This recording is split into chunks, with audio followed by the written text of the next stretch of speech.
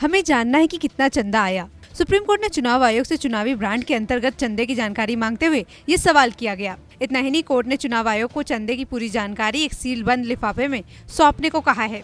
दरअसल चुनावी ब्रांड को चुनौती देने वाली याचिकाओं पर सुप्रीम कोर्ट ने 3 दिन तक सुनवाई करने के बाद अपना फैसला सेव कर लिया और साथ ही चुनाव आयोग से 30 सितंबर 2023 तक राजनीतिक पार्टियों को चुनावी ब्रांड से हुई आमदनी का आंकड़ा सौंपने को कहा है। इससे पहले कोर्ट ने राजनीतिक दलों को मिलने वाले धन का अब तक का ब्यौरा नहीं सौंपने पर निर्वाचन आयोग को आड़े हाथों लिया था। बता दें, सुप्रीम कोर्ट की ओर से ये फैसला तब सुनाया गया जब सुनवाई के दौरान चुनाव आयोग के वकील ने दलील दी थी कि सभी रजिस्टर्ड राजनीतिक दल हर साल 30 सितंबर तक अपने आयकर रिटर्न की जानकारी देते हैं। इसके माध्यम से पार्टी को चुनावी ब्रांड के जरिए मिले पैसों का पता चल सकता है, जिस पर चुनाव आयोग ने अगले साल 30 सितंबर तक राजनीतिक दलों को मिले चंदे की जानकारी सौंपने को कहा है।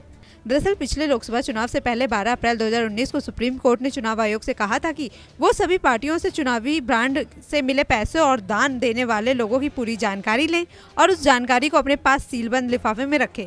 सुनवाई के दौरान चुनाव आयोग ने कोर्ट को बताया कि उसने लोकसभा चुनाव से पहले मिले चंदे का आंकड़ा लिया था, लेकिन उसके बाद का नहीं, क्योंकि इस पर कोर्ट के ऑर्डर में ये साफ नहीं था।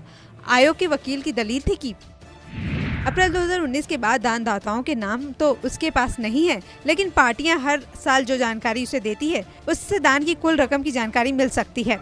इस पर पीठ ने नाराजगी जताते हुए कहा कि कोर्ट ने ये पूरी तरह से साफ कर दिया था। आयोग को इसके तहत सभी दलों को मिलने वाले चंदे की जानकारी एकत्रित करना होगा।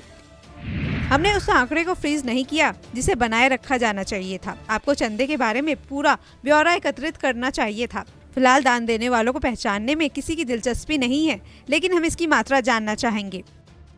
वहीं इसके अलावा कोर्ट की ओर से चुनावी ब्रांड में वैकल्पिक विकसित करने का भी सुझाव दिया गया, जिसमें पीठ की ओर से 5 सुझाव देते हुए कहा गया, चुनाव प्रक्रिया में नकदी को रकम करने की जरूरत है। अधिकृत बैंकिंग चैनलों को प्रोत्साहित करने पर बल दिया जाना चाहिए। बैंकिंग चैनलों के उपयोग को भी प्रोत्साहित करने की जरूरत है। ट्रांसपेरेंसी कंफर्म करने की भी जरूरत है। इसके अलावा किकबैक और बदले गए भावनाओं को वैध बनाने के लिए रोकथाम की जरूरत भी अहम है। नमस्कार, मैं हूं मानक गुप्ता।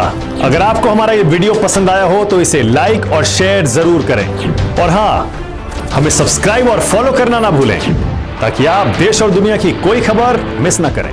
तो जुड़े रहिए हमारे साथ और देखते रहिए न्यूज़ 24।